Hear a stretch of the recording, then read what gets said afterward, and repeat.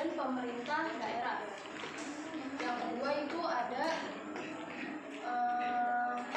kedaulatan di tangan rakyat dan dilaksanakan menurut Undang-Undang Dasar. Dalam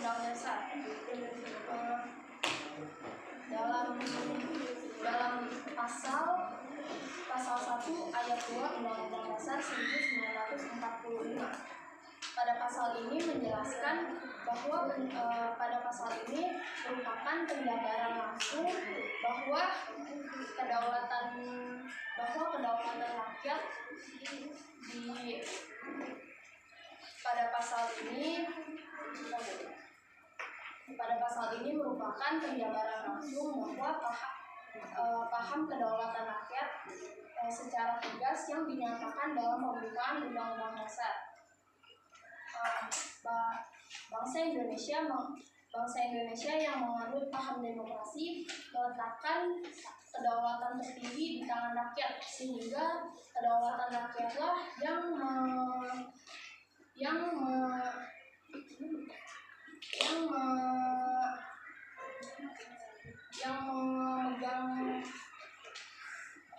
sehingga kedaulatan rakyatlah yang memegang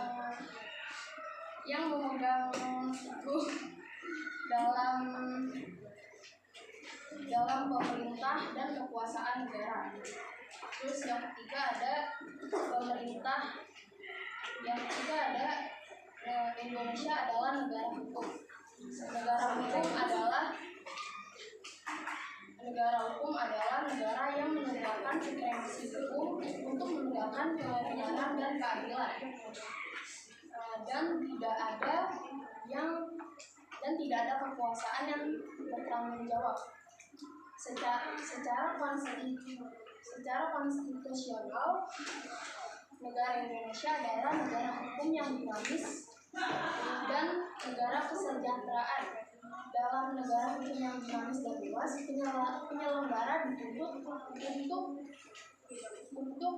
berperan luas demi kepentingan dan kesejahteraan rakyat. Yang keempat ada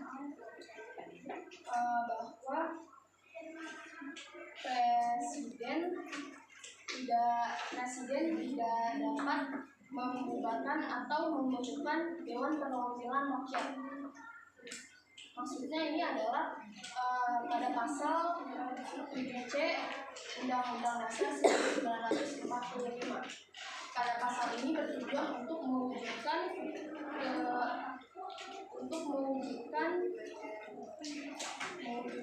politik bahwa DPR tidak boleh memberhentikan presiden seenak begitu saja. Sebaliknya juga dengan DPR tidak boleh memberhentikan dengan begitu saja.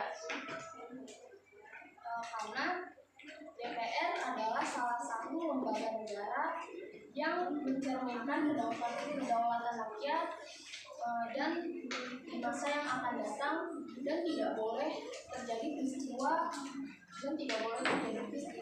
pembunuhan atau pembubaran DPR. Yang kelima ada menteri diangkat dan diberhentikan oleh presiden. Yang bertanggung jawab atas pelaksanaan dan kekuasaan pemerintah adalah presiden sebagai pemegang kekuasaan pemerintah. Menteri hanyalah pembantu presiden. Yang keenam ada